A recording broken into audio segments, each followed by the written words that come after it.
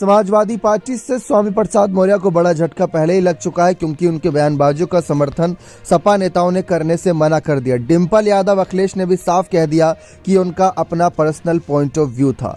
इस बीच अगर बात करें तो स्वामी प्रसाद मौर्य को लेकर चर्चा शुरू हो गई है कि साल 2016 में उन्होंने बसपा का साथ छोड़ा तो साल 2022 के विधानसभा चुनाव से पहले भाजपा का। लेकिन क्या अगर लोकसभा चुनाव से पहले सपा का साथ छोड़ते हैं स्वामी प्रसाद मौर्य तो किन किन पार्टियों के रास्ते इनके लिए खुले हुए हैं? सबसे पहले बात करते हैं भाजपा की। भाजपा में तो बहुत कम चांसेस नजर आ रहे हैं, क्योंकि भाजपा इस समय सनातन हिंदू धर्म को लेकर जो राजनीति कर रही है आप सब देख ही रहे होंगे, और ऊपर से स्वामी प्रसाद मौर्य ने जो बयानबाजी करी थी उसके बाद उनको अपनाना भाजपा को ही कटघरे में खड़ा करेगा।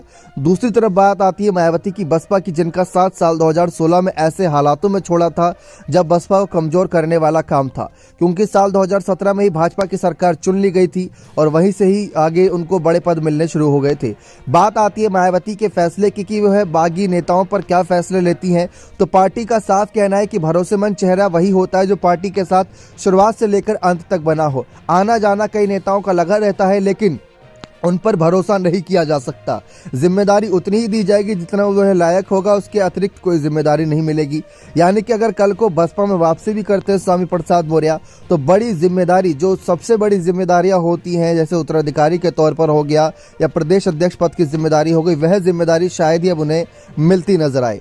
इसी के साथ साथ मायावती की बसपा ने अभी हाल ही में ये फैसला भी लिया था, खबरों के अनुसार, ये पुष्टि तो नहीं है लेकिन उन्होंने ये फैसला लिया था कि जो दूसरी पार्टी के बागी नेता होंगे, कहीं ना कहीं जो नाराज नेता होंगे, उनको बसपा टिकट देकर लोकसभा चुनाव में उतार सकती है। और स्वामी प्रसाद मौर्य कितना बड़ा चेहरा है ये किस बात से नहीं छुपा। ओबीसी में इनकी अच्छी खासी पकड़ है, अच्छा खासा वोट बैंक इनके साथ चलता है, इसीलिए अखिलेश यादव भी पिछले 1 साल तक इनके खिलाफ बयानबाजी नहीं करे थे, क्योंकि वे बार बार स्वामी प्रसाद मौर्य को बचा रहे थे।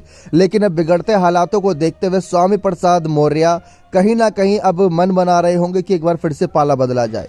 साल 2017 के विधानसभा चुनाव से पहले पाला बदला, साल 2022 के विधानसभा चुनाव से पहले पाला बदला, अब लोकसभा चुनाव की बात आ रही है तो लोकसभा चुनाव से पहले भी अगर पाला बदल लेंगे तो कोई यहाँ पर दिक्कत परेशानी शायद ही किसी को रहे, क्योंकि डिम्पल ने साफ कह दिया कि वह उनका खुद का बयान है।